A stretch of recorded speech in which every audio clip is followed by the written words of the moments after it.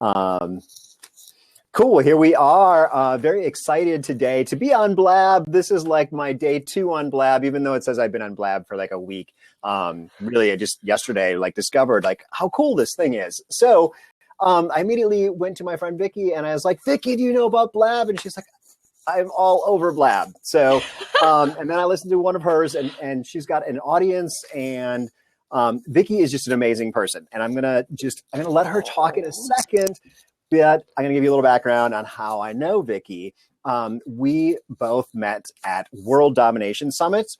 And if you don't know what that is, it sounds kind of crazy, but it is Chris Guillebeau's annual meeting here in Portland. People come, thousands of people from around the world come together to talk about entrepreneurship, adventure, and service, I think. So Vicky's into that. I'm into that. We went to Pioneer Nation. And one of the things that Vicky promised at Pioneer Nation, one of Chris's smaller conferences, was that she was going to have a video web series. I can't remember what we called it back then because Blab didn't even exist, I think. But she's like, I'm gonna do something with video online. And she said by January 1. And of course, she followed through. So she is now my go-to Blab expert. But Vicky, why don't you talk a little bit about just who you are and your business too, because this is a business thing for you. This isn't just fun. Okay. that was a really nice. Faster than you. Oh my God. Okay. I think that the two of us, whenever we get together, it's like hilarious because we're two like hardcore extroverts and we have so much fun. So when we met back at WDS last year, I think we hit it off right away because the connection between people is really it really matters. And so I think we really had the connection right off the bat, and then we connected on Twitter and we saw each other throughout the event. And then I'm so thankful that we ended up to be at Pioneer Nation together because we really got to know each other, and nobody went to their own little place, hotel room or brunch with people like on the other side of town. Everyone was at the same place because it was at the resort of the mountain. So everybody were like in one location, like you can't really go anywhere. Except you, of course. I know, exactly. Airbnb. I Airbnb down the street, so I was cheap. Oh my goodness. Anyway, but yes, I got up in front of, 300 people or something, and I committed to starting a show. And what the funny thing is that I did not plan on doing that. And I met Andrew Locke just at that event, and he's like, oh, you should totally do a show. Cause I was I was wanting to do it, but my only setback was I wanted it to be an interactive experience. I wanted people to join us and to have fun and to talk to each other and to ask questions. I wanted participants to ask questions from the guests. Cause every time I would listen to a podcast, I would always get this idea of a good question to ask them. And I'm like, oh, I can't. This was recorded weeks ago or months ago, and I can't really interact. And I would often go on Twitter, but that would really it would be a pain because first of all, okay, I'm totally going on a roll here, but I have to make this point. Okay. You can't really interact because look, they don't even mention any Twitter handles in the podcast, almost never. So you have to go on a search to find these people on Twitter, and then you have to tweet them, and it just takes a ton of extra steps. And so I think that's why we have to integrate social media all the time into whatever we're doing anyway. And so I was like, oh, I wish there was some kind of online thing where you could have conversations and people can watch. But man, screencast is so expensive because screencast totally changed their pricing model. And it's insane. You can't be a small business owner and able to afford that service. Because I remember years ago, I was on a screencast with Gary Vaynerchuk, and that was my first experience with it. And I was like, oh my gosh, one day I'm going to use it. But it ended up now that it's a different pricing model, can't afford it. Anyway, so that was off the list. Then I looked into Zoom, and Zoom is great, but I have to download the software. So I was like, oh no, it's not going to work. And I was on a search, and then Periscope came out, and I was like, oh my gosh, Periscope. And then there's no way to do a side-by-side conversation on Periscope. So that went off the list. And then I think Blab was around. I put when we were in Pioneer Nation because that was October. Right around. But it was just getting picked up by influencers. Just, and then I was kind of looking into it. I did a quick blab with a friend of mine, and I was like, you know what? I'm going to do this. Like, this is so cool. Like, it's free. People can watch you. People can interact. You can record it, which is super awesome. And that's when I talked to Andrew, and he has his show for like 7 years or something. And he's like, you should totally do it. He like really encouraged me. So I was like, you know what? Blab. I'm totally going to do it. And so there's another one that came up, and I was really considering, I don't remember what it was. I was considering it too, but I think Blab really won. And now fast forward, I know we're going to go back into the conversation here and there, but fast forward, like yesterday, I found out that Michael Hyatt is hosting his podcast on Blab. And I'm like, okay, I'm doing something right. Like that says a lot, because Michael Hyatt is a huge leader in the industry. And the fact that he chose to go off from because he had a fancy setup, very fancy setup. And the fact that he went off that setup and went onto Blab was incredible. Like I'm just like, wow, I'm doing something right. Like I did it before Michael Hyatt did. And so, yeah. And I committed in front of everybody. I was like, yeah, I'm going to do it. And Grant Baldwin is like, when are you going to do it? And I'm like, soon. And he's like, no, Vicky, you gotta give us a date. And I'm like, oh, I don't know. And it was really hard for me to do that. And he's like, what month? And I'm like, okay, fine, January. And this is like, what, 2-3 months. And then he's like, what day? And I was like, are you kidding me? Like, you were sweating out there. There was definitely some pressure on you to make a commitment in front of all of your entrepreneurial peers. Yes. But it was so good. I never felt the power of commitment until then. Like, it was incredible. And I did it, like, totally did it. And we had, to kick it off, we had a super fun launch party. Hundreds of people came. Like, it was crazy. Like, it was so fun. We had giveaways, and it was like over 2 hours long. Ina was there, so Ina can say how awesome it was.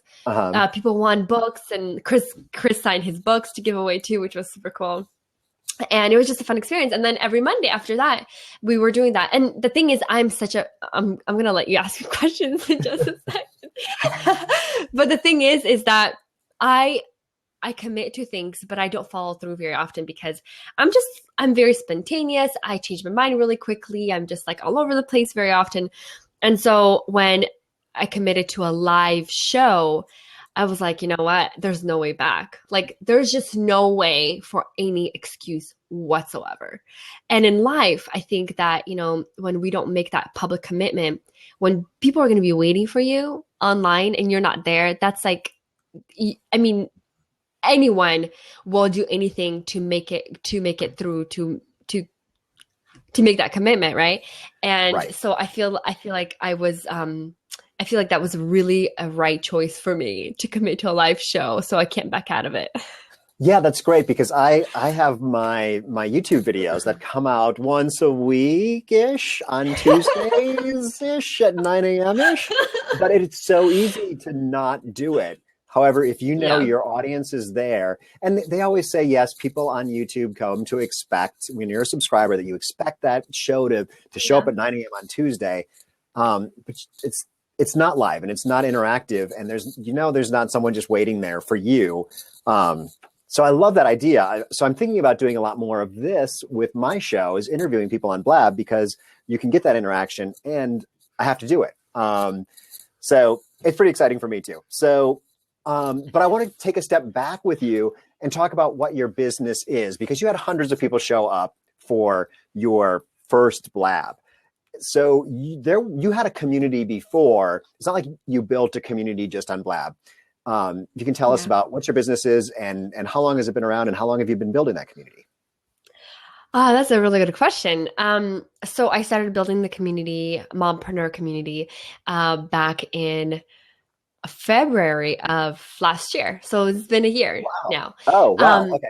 But when I started doing it, I wasn't sure what I was doing with it. Like, I started Mompreneur community because I wanted the support of other mom entrepreneurs, because all my friends were non-entrepreneurial, and I was like, oh, I'm all alone, and like nobody like gets what I do. I had a few key friends, but nobody local. So that all started with a meetup group in Portland at IKEA. And we just got together every month, and I met the most incredible woman who just showed up out of nowhere. I had no idea who they were. And so the months leading into the year, I was like, you know, I might have something here. I might have something here. And so I think when it was very soon after that, I started a Facebook group called Mompreneur Community Mastermind. And then I totally took out the mastermind. But that group was like, that's where it all started. That's where moms, and we're almost like 500 members strong, but that's where moms come and they support each other, ask questions, and get to know each other. And I'm like watching people interact, and I'm like, wow, look, they got to know each other. Like, look, they're working on something together now because of this group. So that was really incredibly rewarding. And so I was like, I need to give them something that I can bring, where I can bring them value. And so that's when I was thinking about the Mompreneur show. And it's funny because I wanted to do a live show, but I had no idea what to do it on. And so that I think that, you know, ideas are little seeds, and they come up when we're ready. And I feel like that's what happened to me. I had the idea of the live show, but I had no idea who I was going to interview or what I was going to interview. Kind of like I want to be a speaker. And people always ask me like, what are you going to speak on? And I'm like, oh, I'm not sure yet, but that's my dream. I want to be a speaker. And I think that, you know, sometimes like coaches and entrepreneurs tell us like, what is your vision? Like, where do you want to be in 5 years? And it's so hard to tell, especially when you're starting out, because it's like, well, I don't know what opportunities come, and I kind of have an idea, but no, I can't see it clearly. And you know what I mean? So I feel like the steps that we take, we see more clarity. And so that's what happened. Anyway. And so, I started the show, and I do online coaching with mama entrepreneurs, and I'm working on a group coaching program and a membership site. So that's like a whole different ballgame for me. But I'm really excited because, you know, what I've built has been incredible. And it's not because like how awesome I am, it's because how awesome the moms are in the group. So. Mm-hmm. Well, I can see you attracting some really awesome people. So for those of you, I don't know how many people really know Vicky, but she is one of the most awesome, most positive people. Like, you know, just always like, oh my God, happy and positive. So I just love her. Even when it's just, I mean, we live in the same town, but it's just, this is perfect. So we're going to schedule this, you know, every, what is it now, Tuesday at 4:00, Vicky. I can get that energy from Vicky, because she has energy and she freely gives it, and she never runs out. So, which is cool. So, but I guess maybe, so with Blab, you know, you've seen that clearly have an impact on your community. Has that kind of, it's been now, 6 weeks or something since you started with Blab? So it's been 6 weeks, but five interviews so far, because of the 6 week. The first week was the launch party, and I did the launch party in the beginning just so I can relieve my nerves, like, and to just like do a test run. And if it was a fail, I probably would. No, I don't know. I don't know what I've done, but you know, a lot of people. So you are on board. Yes, so. And okay, so what was the question? I'm sorry, I'm like all over the place. Oh my God, now I've done the same.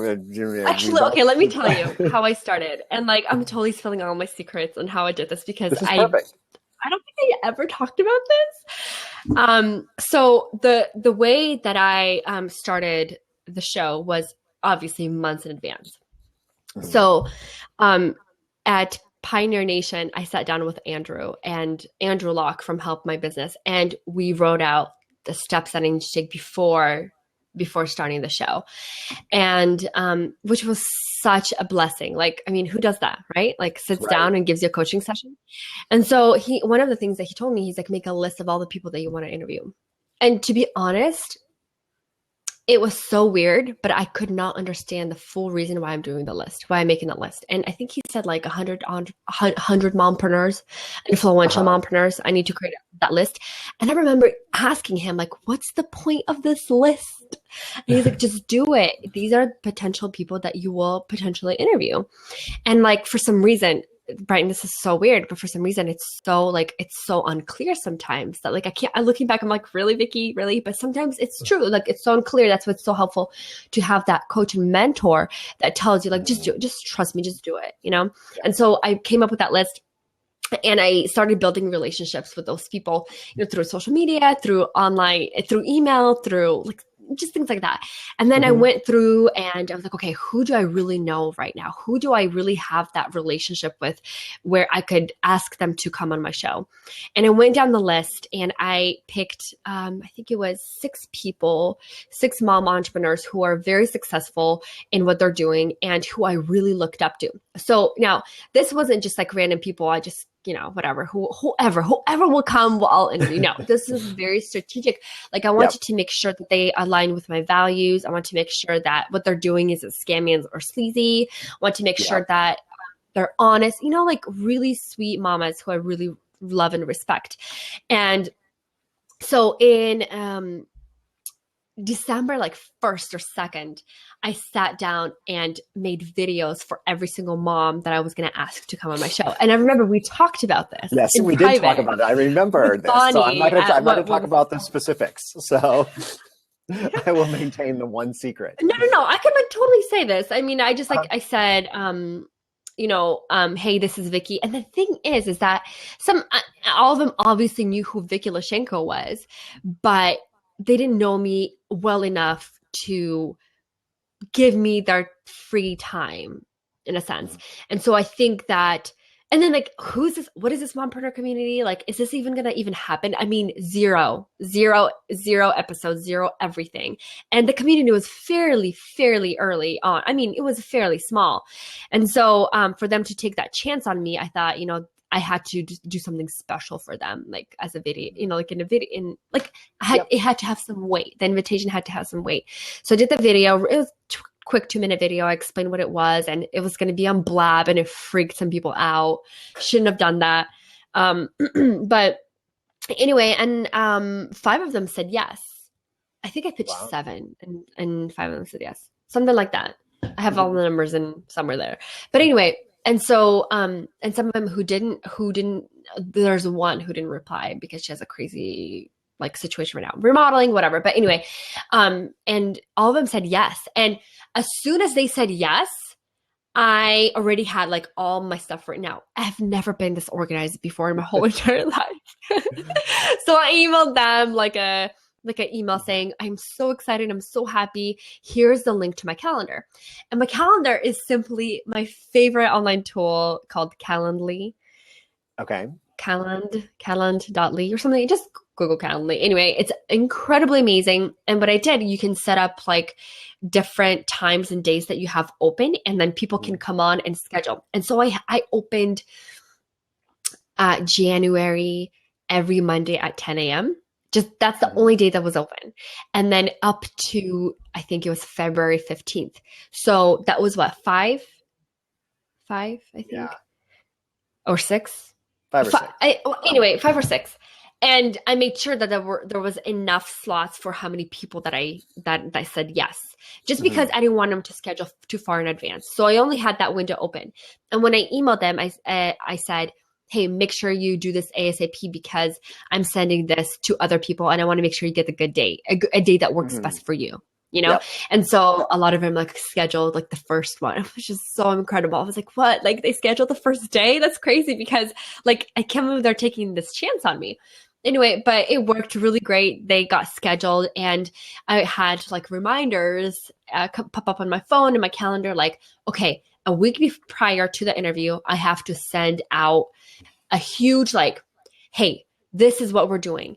At 9:55, we're meeting on Blab. At this time, blah, blah, blah. Here's the link. This is not the link where people will go. This is the other public link. Please do this.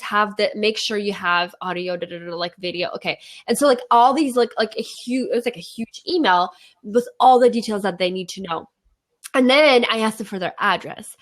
And I didn't do this as consistent as I wish I did. But before it probably 3 out of 5 people got a little gift in the mail before the episode.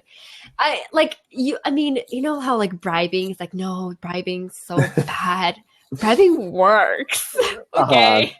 So it wasn't that like it was bribing. It was like, hey, I totally love and respect you, and I appreciate your time, and I'm really, really looking forward to having you on. That's just Yep. kind of the message that I wanted to portray in that Right. little gift. And it was like a box of like Moonstruck chocolates. I mean, you can't go wrong, right? Uh-huh. With a sweet Yep. card. And like I had, oh my gosh, my desk is flip, but I had branded cute little cards that says Mompreneur Community on it. And so it's like, I think it's a very nice touch. And so I sent those out like, hey, I'm looking forward to having you on the show. I'm really excited. Like people are excited to hear your story.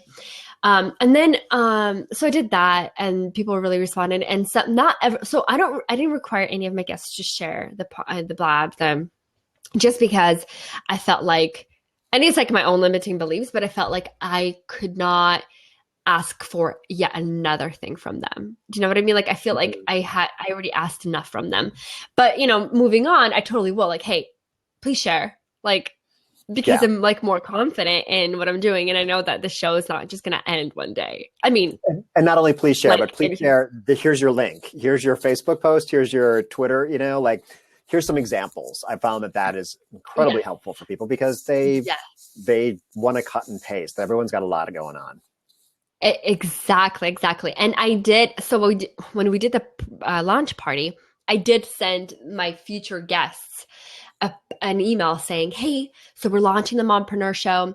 We already have hundreds of people signed up. And I did like a whole a strategic launch type of thing. I took Anne Samoilov's Fearless Launching course like years ago for my other business. And I totally took that knowledge and applied it to here. It's kind of like you have to create that anticipation. You have to create that like get people like wanting and wondering.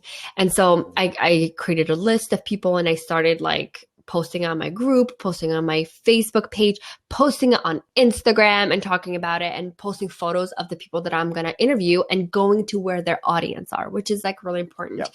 So a few of my interviewees were food bloggers, and a lot of other food bloggers knew exactly who they were. And so by targeting them, they were like, oh my gosh, I want to know her story, because they've never been interviewed, because they're not so far into this entrepreneurial interview space, I feel like. Yep. They're in their like food blogger world, right? And they're still very successful, very incredible people, but they're just like not used to being interviewed. And so when somebody is getting interviewed, everybody's like, oh my gosh, I want to hear, I want to see. Yeah. And so that's very important to know that too. And so a lot of people sign up. Kind of second tier or third tier people. So like I mean, Gary Vaynerchuk is really cool, but I don't necessarily need to see another interview with Gary Vaynerchuk, nor is he going to go. I mean, he's probably not going on the Mompreneur Show because he's not a mom, but I'm sure that, Marie Forleo, she's not a mom either. So, but still, those really big people are everywhere. So taking the next tier down and finding people who are still big, but aren't always on someone's show. Exactly. And you have to build up. I remember sitting down and Andrew asked me, who do you want to interview? And he's like, you have to think big, like who's your first tier? And Nathan Barry also talks about this. Like you have to break it down first tier, second tier, third tier, and start from the third and move on up. And that's what Andrew had me do. And one of the people that were in the first tier was, oh my gosh, I can't believe I just totally spaced out. Ivanka Trump, which is like so appropriate for today. Right now, yeah, exactly. I better do it before the official election start. Yeah. But I think she's on my list. But to be able to reach her, I need to have some kind of prior experience, prior guests, and so you have to start from the third tier and move on back. And I wouldn't say that all my guests are third tier. Some of them are second tier, but like you really have to work your way up. And it's so funny. Like one of my guests that I asked to come on my show, she's an incredible mom, like has an incredible business, has so much to share. But when I asked her, I was like, hey, I'd love for you to come on the show. She's like, oh, no, I can't do that. Like, I can't. She said, no, And I was like Wow. thinking, I was like, okay, why did she say no? Like, she's so amazing. And then she said, I am not as cool as so and so. Like, Oh, and not, I'm paraphrasing, but I was like, oh my gosh, that's a limiting belief right there. right. And I was like, you know what, girl? So often we don't realize how awesome we are, but people around us see that. And I really at first I was like, oh, okay, you don't want to, whatever, it's fine. And because I have guests scheduled anyways. But I felt like what she had was really important to share, and that I really wanted to give her the opportunity. So I kept pursuing her in a way that's not pushy, but I was like, hey, we should, you're really awesome. Like, you did this and this, and look, you have such great experience with this. Like, moms would totally enjoy it. And she's like, okay, yeah, she totally agreed. But it's that anyway. But the other thing I'm thinking is that those people that are kind of, not the Gary Vaynerchuks of the world, you have a lot more to offer them. Your audience of 500 members in your community, they have a lot to gain by being on your show versus someone, John Lee Dumas or something who's on, 25 interviews a week. He's not getting as much as these people who might only get to be on something like this once or twice a year, or this might be the first time. And so they're going to be very excited. Which is awesome. So exactly. And I thought about that too. I was like, oh, I should interview Allie Brown. But then I do Google search, everyone interviews Allie Brown. And so, well, anyway, I mean, I might still interview her, but it's it's a little bit different. Right. Yeah. But having a good mix. So, well, let's just talk a little bit about Blab. I want to hear, you have a lot of experience. Well, you've got 5 weeks of experience. So I don't know if you have kind of your top 3 things to know about Blab, or anything. Just education. Okay. So, one of the things that, is so important is interacting, because it's so interactive. Our chat right now is not going crazy, but when it is, it's so important to stop and interact. So in the beginning, what I do is I do a quick sound and video check with my guest, and then I kick him off, and then I completely interact with the community saying, hey, how's it going? Oh, hey, you're here. Welcome. Very personal. Oh my gosh, it's so good to see you again. People really love that. And they respond in the chat, and it's so sweet. So I think that, number one is, since it's a very interactive platform, you absolutely have to interact with your audience. So give me some tips there. In terms of some people, actually, we're hoping a bunch of people join now. Gia Hildebrand just joined. So should I be how should I interact in terms of, can I click on her and reply to her, or, what's cut and paste messages? What's some good practices there?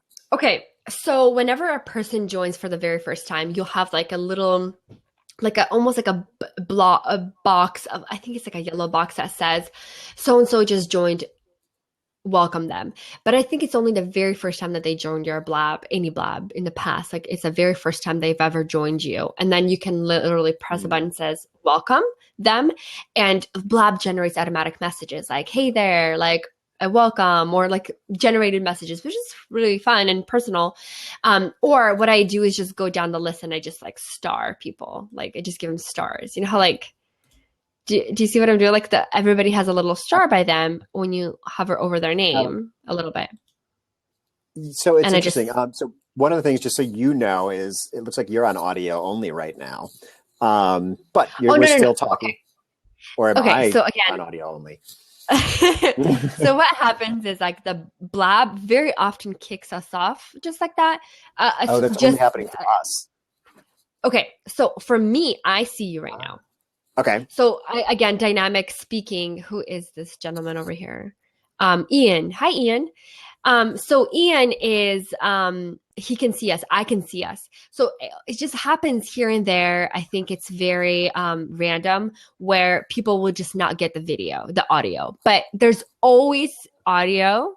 I'm sorry, people will not always get the video, but there's always audio, and it's always recording both audio and video, even though you don't see it. So for example, in almost every single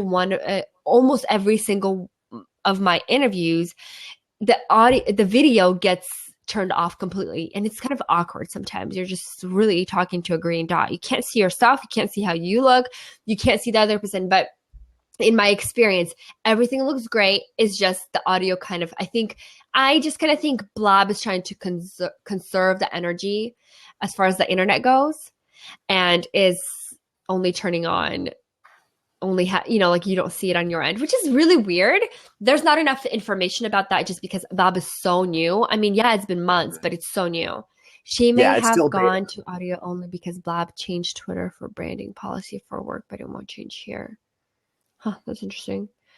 I like the other one was that because I have a network constraint possibly. So that's actually, it could be that Blab is sensing on whichever viewer side, which I'm viewing you, it could cut that out, which is great. I mean, I'm a video guy and I know audio is so much more important than video. Yes. And so like having your video cut out to preserve your audio is a great technical aspect. It's just, I'm glad they did it that way. Then I also see but it's still totally recording. Yeah. So it's totally fine. So the other thing I'm seeing, I hadn't noticed this before, but there's a little reply arrow next to people. So if I wanted to talk to someone, I could just, click the little reply. Yes. So it's automatically populating their name. That's something I hadn't seen before. So cool. And okay. Do you want me to keep going? Tell us more. Keep going. Okay. So one of the things that maybe I can just tell you my screw ups and then you can learn from them. So one of the things that I do, So one of the things that I do is before I start, when I do my setup, I turn on iMovie. That way it tells me like how my video is, how my light is, how I look. And I do this every time and I quit before I start Blab. But one time when I started my show, I forgot to quit iMovie and I started Blab and everybody heard me, but nobody saw me. And I was like, what's going on? And it kept coming back in. And then I was like, oh my gosh, iMovie's on. Like ridiculous. Like, Vicky, really? But it's like a really small little thing. But whenever there's another a video aspect going on, Blab will not pick it up because another program is using it or another app is using it. So make sure you're logged out of everything. Another thing is before you start Blab, go into your preferences and set your microphone as the preferred microphone in input area, because so many times, I mean, I've gone on previous Blabs before my show even started. I would plug in my microphone and thinking I'm talking through my microphone, but I'm totally actually talking through this. And so, which is totally fine. The audio is not totally butchered, but I'm thinking I'm getting this great sound. And I'm actually talking through my iPhone headset, Yeah. So headset, yeah. So it's very important to put in go into your preferences, the audio preferences, and set the audio, the microphone. Yes, and I heard someone said on my last Blab that you can't necessarily change that while you're in Blab. That no, you can't play with preferences once you've started. And I guess one of the things that you mentioned in the beginning, we talk about the 3-minute thing, and maybe a little bit about co-hosts too. You're looking at like the 3-minute thing. So no, hold on. What 3-minute thing? the 3, like if I, as the host, if I were to like accidentally drop off this call, I would have 3 minutes to come back on, and it would just, it would preserve this Blab. But after 3 minutes, it's kind of over. So it does have like, I think you refreshed your screen earlier, which knocked you off the Blab. So there's little things you can do to accidentally mess it up, but you do have 3 minutes to recover. So, but no, I'm a guest. I'm not the host. That's true. So it didn't really matter for me. I would have, but for as you, host, if other people are thinking of hosting Blab, the host, it's probably the most important role, but Blab gives you 3 minutes to make a mistake and get back on. But then again, if you get off and I stay on, it won't close. Both of us would have to go off for it for the 3-minute timer to start. And when it starts, then it closes off the Blab and it processes the recording. And then you can't go back into that, scheduled Blab. You can't go back into that image, the whole setup that you have. You'd have to create a new one, which would totally be sad if you'd have to do that. So the 3 minute is important. So someone's asking a question about changing their handle, and I think I did that actually. I noticed that I was coming across as Subscriber Nation, which is my video series, and I wanted, because that's how it is on Twitter. I think it automatically pulls over from Twitter, but I think I did change myself. Yeah, because I'm listed as Brighton West now. I wanted it to have my actual name on Blab. So there's a setting, and Vicky, do you know where that setting is? So if you go to your profile, hold on. Mm-hmm. Let me go back to the Blab. To the Blab website, since I'm on your website. And that's another great thing. So I'm going to go off topic a little bit, is that when you host like a show, it's so awesome to have it on your website, because you have the control of the kind of like what the user sees. And yes, they see that little box, that the chat, they see almost the same thing as we see on Blab, but they also see, your consulting, your other things, your eBooks, your other ways to connect with you. So I think it's really awesome that you did that. Anyway, so when you go to your profile, into your settings, So go to at the right hand, and that's the thing about Blab, you can't really do a screen share. But when you go to your photo, there's a little arrow down, you click on it, and then you go to settings, click settings, and then you can change your full name. But I think she's talking about the handle. So, yeah. Oh yeah, because we're looking at handles on the right-hand side, not names. Yes, exactly. And you know what? I did have another person ask me that. I don't believe you could do that. I think what you need to do is log out. Oh, but then it's the same Twitter. I wonder if, who asked this question? Gia. Was it Gia? Gia, yeah. I think that delete the Blab account. Yeah, and start and reconnect it again. But then again, because you can change your handle on Twitter. I think you can change both your handle and your name. So maybe you have to change it on Twitter before you come over to Blab when you create the account. Yes, and that's what she did. She changed it on Twitter. But then when she logs back into Blab, I see. It's showing up the old one. So yeah. But the thing delete your account, go over to Twitter, change it, and create a new account. And that would bring over the change. But the question is, how do you delete your Blab account? Oh. Maybe that's not possible. Now that everyone's here on Blab, we're always here. Yeah. We'll forever be on Blab. So there needs to, I don't believe that you can. I would maybe not start a new Twitter account, but I don't even know. We'll need to brainstorm on this. Gia. So it's a tough situation. We can maybe. Yeah. I'm not that expertish. Yes, exactly. The technical stuff. We don't expect you to know everything. So what about trolls? Because that can happen. And that happened on my first Blab, is that someone asked for the seat and I was like, oh, cool, someone's asking for the seat. And then they were just a troll. So the thing that I learned, and you can kind of, talk about this a little bit, was this person joined the Blab and immediately asked for the seat. And so kind of what I learned is just like, okay, well, I would be comfortable with Gia or dynamic speaking. Like clearly there are people who are interacting on the right-hand side that are saying legitimate things. If any one of those people asked for the seat, I would let them in. But, what does that mean, asking for the seat? So you see open seat on the bottom. Hey, Jess. It's good to see you.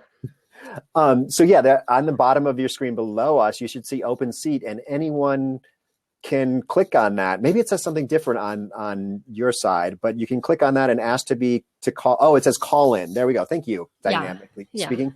Yeah. So, but I look at anyone who's kind of there and is already interacting, I would be glad to bring them into the conversation.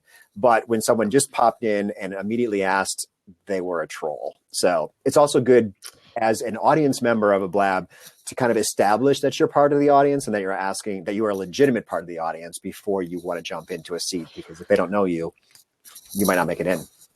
Yes.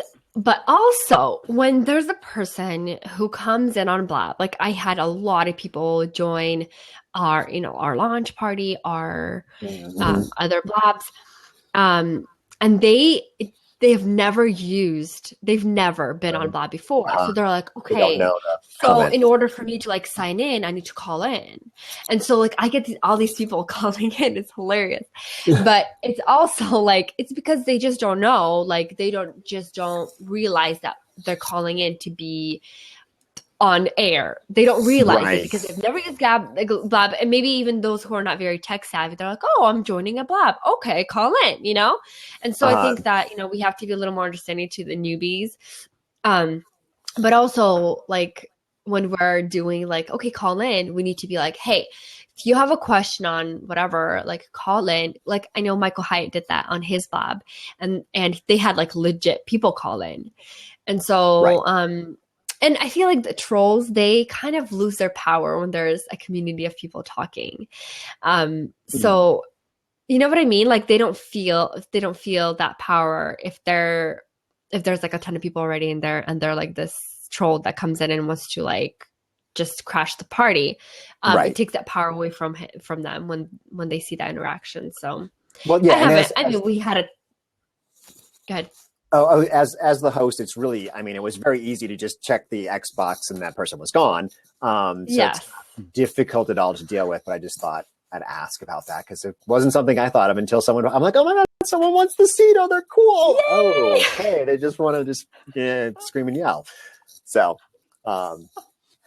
anything else that you have about Blab that we all should know? I think this is so far for me, this has been a great discussion because I'm new to Blab and I'm not sure how many other people are thinking about hosting a Blab. But this is pretty cool to kind of hear from someone who's hosted many. Oh, thank you. I'm definitely not an expert, just speaking from experience. And then, okay, so another mistake that I made was, so I have, whenever I start my Blab, I have notes that I go off of, just like an intro, a few pointer questions that I want to ask. And so I had... Got mine right here. So I see the physical paper is a really good idea, but I had it in a digital format in my notes right over here. So I can like kind of like look at it and at the same time pretend I'm looking at the camera. And so one of my things that what I did, I would always switch tabs. I would go Blab and then my Google Doc, Blab, Google, like, you know, like I would just switch and the camera would still be on and I would be like reading off the script if I needed to, like to do the intro and outro. Because it's, you know, it's nerve-wracking when you're on record and you're going to be repurposing this content. And so when actually yesterday this happened. I think you missed this, Brighton, but this is going to be a shocker for you. So what I did was I took out the tab, so it's the window on its own. I shrunk it, put it right on top by my camera, had my Blab open, and so when I was starting to record, I pressed record on the window, but the window wasn't active. I went back recording issue, but yep. Oh, you were? Yeah, okay. Yeah. Oh my gosh, this is like my 5th interview, and I was like. We're like 20 minutes in. And this is like not just like a regular guest. She's a special guest. A Jen from simplegreensmoothies.com. I mean, crazy. And I had a green smoothie today, by the way, just because of that. It's been like months since I had a green smoothie. And I'm like, what do I want for lunch? Green smoothie. So that is so awesome. I love that. Thank you for sharing that. And so what happened was we're 20 minutes into the interview and I look at my record button and it says press to start recording. And believe it or not, I almost died. I was like, this is so horrible. But I'm like listening. And in my head, I'm like, what should I do? Oh my gosh. Should I just not do it? Or should I just oh my gosh, like we're 20 minutes into a conversation. This is crazy. And so Jen was talking and I was like, Jen, can I interrupt you for a second? Can I stop you? Hey, so by the way, this wasn't recording. And she's like, oh, and because it's such an awkward situation, you know? And I was like, you guys, this sucks. But you know what? How much time do you have? And she checked her time. She's like, we have, 30 more minutes or so. And I was like, okay, can I please have that time? We're going to start recording. We're going to start all over, share your story all over. And I mean, a 20-minute conversation already. Come on. And it was so embarrassing, but I was like, okay, what can I do about it? Like, there's nothing that I can do otherwise. So I was like, this kind of stuff happens and we just gotta get over it and just move on. And I was like, okay, so we're gonna start over. And I pressed record and I said, hey everyone, welcome to Mompreneur Show. I'm Vicky Lyashenko. Today I'm interviewing Jen. And it was just like totally like, and the people who were coming on the onto a replay, they had no idea. Right. That's something. But yeah, it was very important for me to record it because I am repurposing the content, and what a waste if I wouldn't just stop and redo it. And sometimes you got to do that. You got to be vulnerable in front of people and just do it. And another thing what I did is like that happened and Jen went to get a drink of water and just took a little break. And I like wrote a quick email to my list saying like, the recording failed, so we started over. And I was like, hey guys, so recording totally failed on us and we totally restarted the interview over. Come join us. We're waiting for you. Like that. And so many people showed up after that. Cause like, you know how with the email, kind of, some people miss it. And so that was really cool. And some people actually emailed me and said, wow, you're so brave. I can't believe you took it so like you were so cool about it. Like, and to be honest, I felt like I totally flunked it, but it turned out fine. I didn't die. Nobody died. There. You pulled it off really well. I've been in that situation. I was interviewing Freddie Wong, who probably no one on this list knows, but he's huge in the YouTube world. He's like one of the top YouTube guys, and I never pushed record. And I had like 30 seconds with him, and I'm like, oh wait, something just got messed up. Could you do that part over? And he's like, okay, when can I just start? I'm like, why don't you just start talking from the beginning? Because I hadn't recorded anything. I didn't want to admit to him because I'm a video guy talking to a video guy. But he did. He's like, okay, sure. Boom. He just ran through his stuff again. So I didn't admit that I had totally messed up. I was like, oh, sorry. I messed something up, like not pushing record.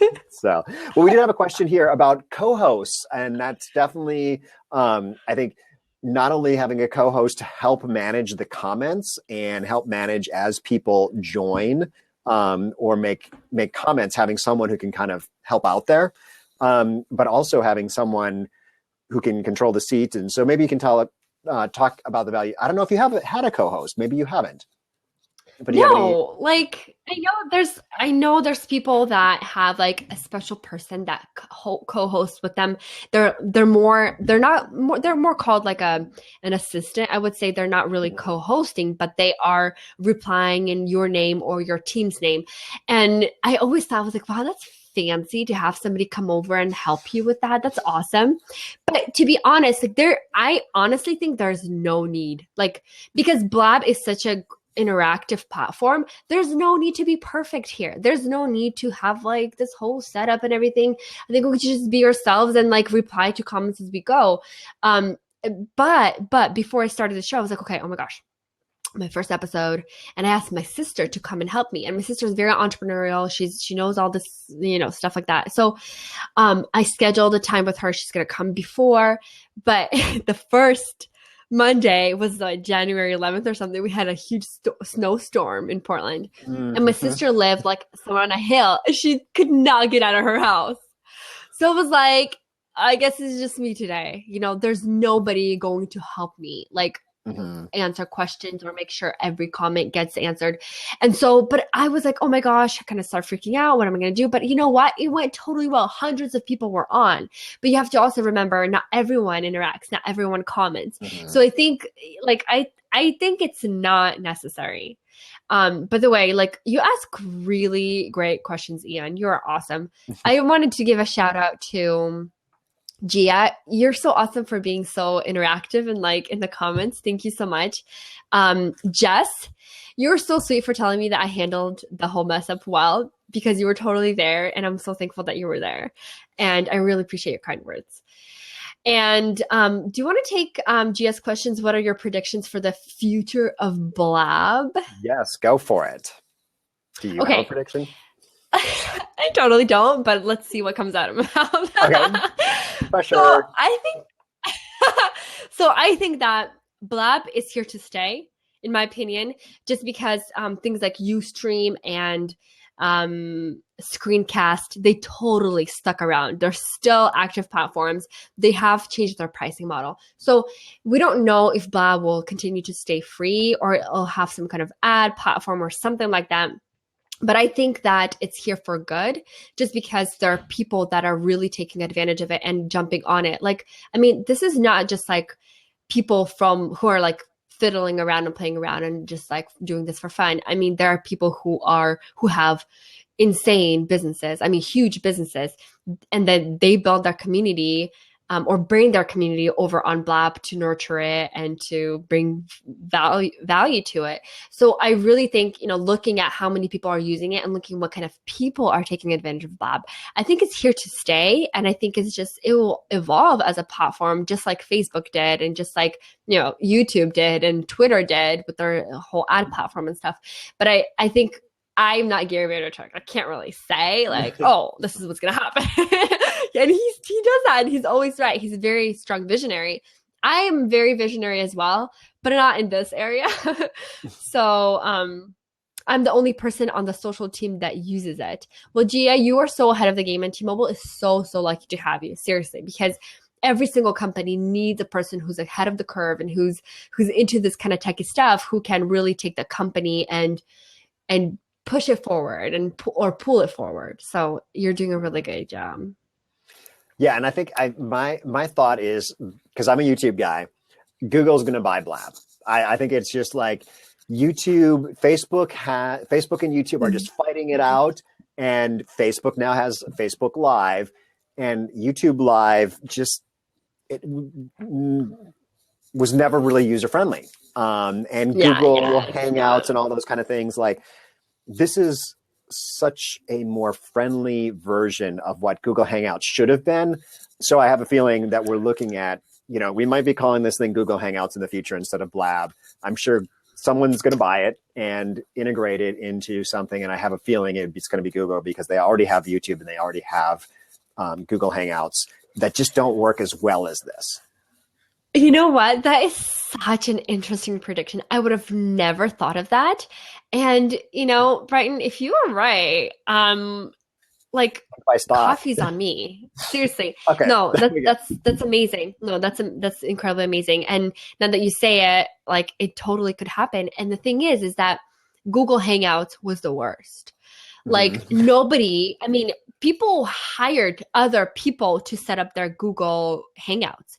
Yep. It's that complicated. Even now to this day, there's a whole bunch of platforms that are built on top of Google Hangouts, such as, Easy Webinar and Webinar Jam and all these sorts of software that are built on top of it, just because it's so confusing, and they're making it less confusing by trying. They're really trying. Right. But yes, Google Hangouts.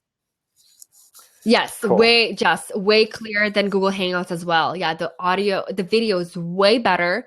I don't know if Google Hangouts had the opportunity to have like a professional mic. I'm not sure. And the way the video is recorded is amazing, because I'm working on post-production and putting all the videos into YouTube and into iTunes, and it's really easy to use. And oh my gosh, I have to say that when you record your Blab and you end it, it says like it's processing. And the cool thing is as soon as it processes, it has just the recording piece, which I absolutely love. So in the beginning, like Brighton, we were goofing off, laughing, chit-chatting, and then we're like, okay, let's try to be serious and let's do this recording, right? And so I love that, because the replayers will come on and they'll only see like the beginning when we wanted it to, because Google Hangouts does not have that. And you see people like on the replay, hey, who's here from, where's everybody from? And you have to go through all that stuff and like watch it. And I think they totally did an awesome job. And then they email you and they say your Blab is ready. And they have like a video link and an audio link. And you press it and it goes directly into your downloads folder. It's insanely amazing. And I'm just so surprised how easy, how user-friendly it is, and how like making money online. And before obviously making money online, you have to build your platform, and building that platform for your business, Blab made it so easy. It's incredible. I'm like super happy with it. Awesome. So yeah, it sounds like the iOS version. I mean, they are still calling this beta, which this is amazing beta software. I mean, it seems to work pretty well as long as you push the record button. So great. Well, we're coming close to the end of our hour together, and I want to respect everyone's time. So, Vicky, this has been amazing. I always love hanging out with you. And it's great to have this. Actually, one last thing I noticed, because you kept referring to everyone by their first name, and I'm seeing like the mommy logs, and I'm like, well, how do you know these people's names? But I just realized by clicking on them, it's pulling up kind of their entire profile. And you also know their names. Well, see, the mommy logs, Jess, she came, I think she's a pretty regular,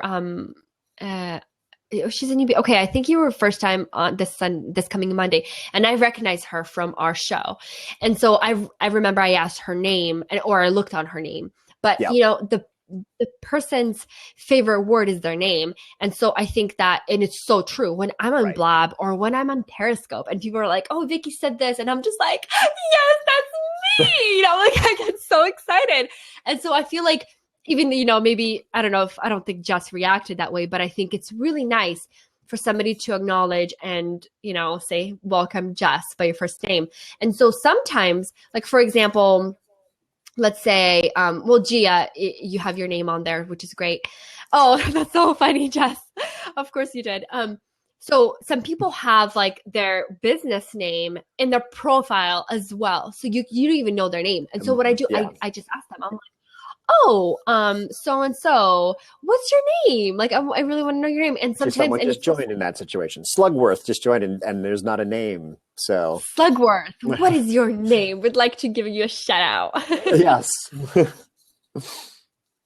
So, it's important to use names and to keep it interactive. I know during the interview, since I'm doing a post-production, it's really hard to keep it like more focused on the interview. But towards the end we do, and I try to be very careful and like, okay, so Jess has a question, and I just read it really quick, and I ask that question to the guest, and they usually see the question. I mean, they see the questions too, so they read them too. But the thing is, oh my gosh, I'm totally going off on a tangent. I'm sorry, but when there's a replay, people do not see the chat, and so at least not all of it. And it's weird sometimes. Sometimes you can, sometimes you don't. But they don't see the chat, and they have no idea what you're talking about. Like, you're answering something, and they don't even understand what question. So it's very important to read the question, and then.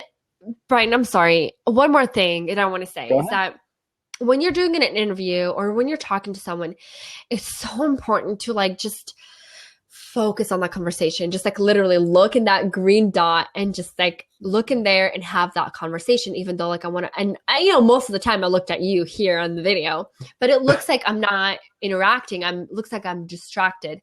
And I know that my friend Nellie mentioned this. She's like, "Vicky, you look so distracted. Like you're all over the place. You're not focused."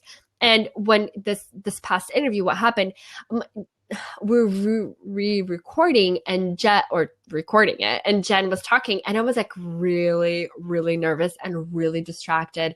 And looking at the replay, I was like, "Oh my gosh, that is so disrespectful." Jen was talking, and I'm like this. Like the whole entire time. And I'm just like, that is so disrespectful. Even though I was listening to her, I was so distracted. And it looks really bad on like when people because especially in the replay, really like at least here, other people can see the messages and things and the questions over on the left-hand side. So people who are watching live on Blab can see what you're looking at.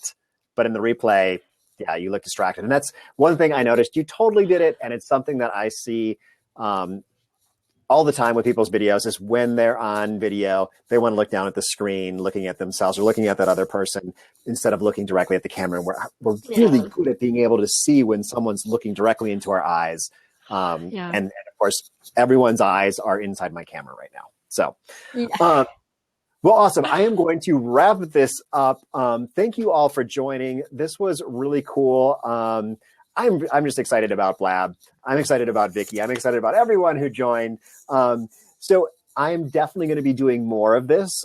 Vicky and I were talking in the pre-show that I'm heading to LA for the next month. So probably my blabs will have a lot more palm trees in the background in the near future.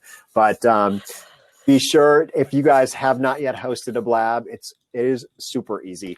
So I hope everyone will go ahead and make it happen. Thanks much. Thanks, Vicky. Thank you.